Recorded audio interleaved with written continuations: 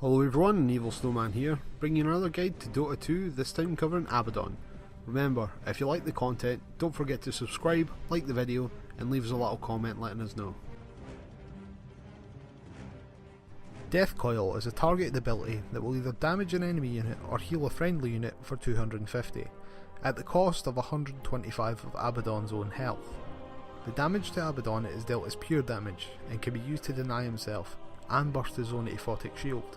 Death Coil costs 75 mana with a 5-second cooldown.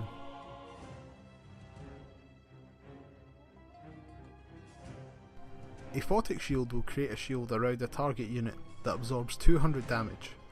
After the shield absorbs 200 damage or it exceeds its 15-second duration, the shield will burst and deal the damage it absorbed in an AoE around the affected unit.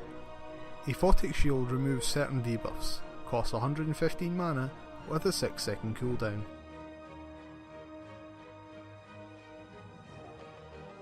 Curse of Avernus is a passive ability that applies a debuff to units that Abaddon attacks, slowing their attack and movement speed by 20% for 2.5 seconds.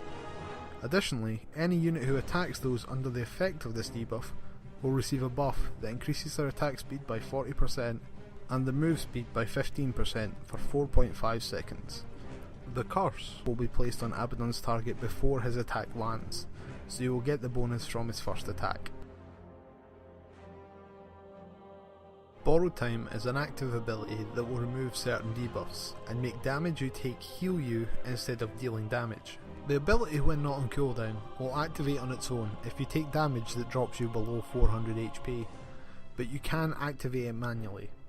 The effects of Borrowed Time will last 5 seconds and has a cooldown of 40 seconds. The duration increases to 7 seconds with an Aghanim Scepter. It is interesting to note that if Abaddon has Aphotic Shield in him, it will not burst if Abaddon is currently under the effect of Borrowed Time. Aphotic Shield is maxed first, as it allows you and whoever you're laning with to be a little bit more tanky early on, as well as allowing them to nuke down enemies with AoE and gives you good pushing potential. This is why we take it at level 1, 3, 5 and 7.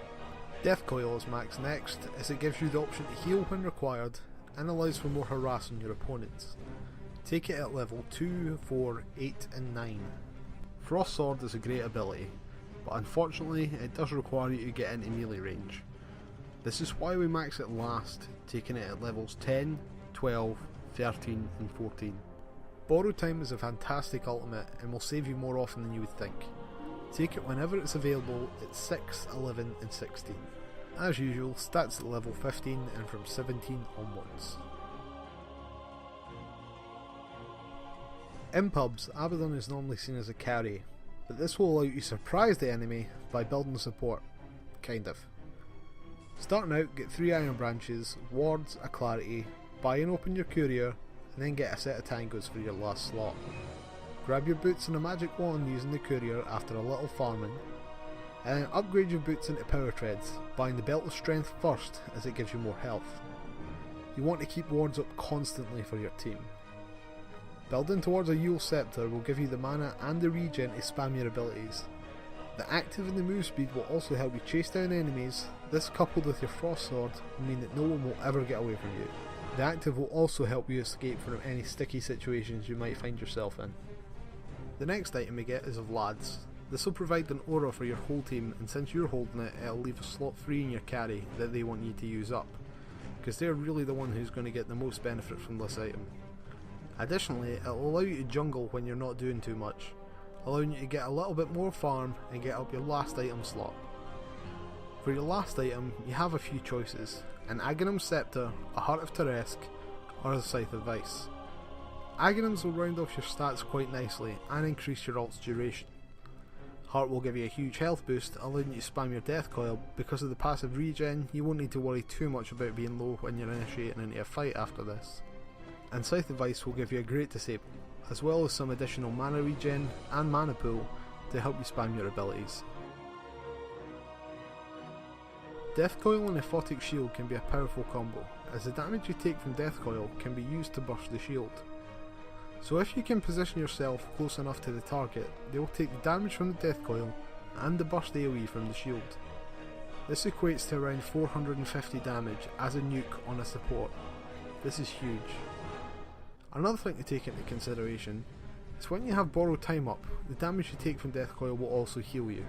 Early game you'll want to be in a lane with the carry and try and harass the enemy as much as possible while keeping your carry alive.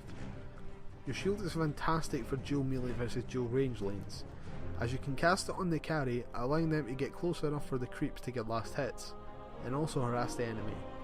If they're hitting you, you can always run towards them. This will get rid of them pretty quick, as they don't want to take the damage from the burst. After the burst however, your partner will be taking damage, but again, you can always heal them up with Death Coil. In the mid game, keep close to your team. Your job is to keep them alive as much as possible. Your shield and Death Coil should always have priority on your teammates instead of yourself. Watch how much you're Death Coiling as well, as this will quickly eat through your health and you don't want to trigger your ult for no reason. The late game is pretty much the same as the mid game. Teamfights as much as possible and keep your team alive. One last interesting thing about your ultimate that you might want to consider is that if you have your ultimate off cooldown and tower dive someone, the damage from the tower, or in any case the fountain, will also trigger borrowed time. So if you're low on health, running into the fountain will actually heal you provided that you have borrowed time off cooldown. This leads to some silly games, especially if you can get yourself a force staff, running behind the enemy and force staff them out of the fountain. Thanks very much for watching this guide. If you liked it, feel free to subscribe, like and favourite down below, and comment on anything you think I should change, or perhaps might be of use to anyone else watching this guide. I'm an Evil Snowman, and I'll see you in the next video.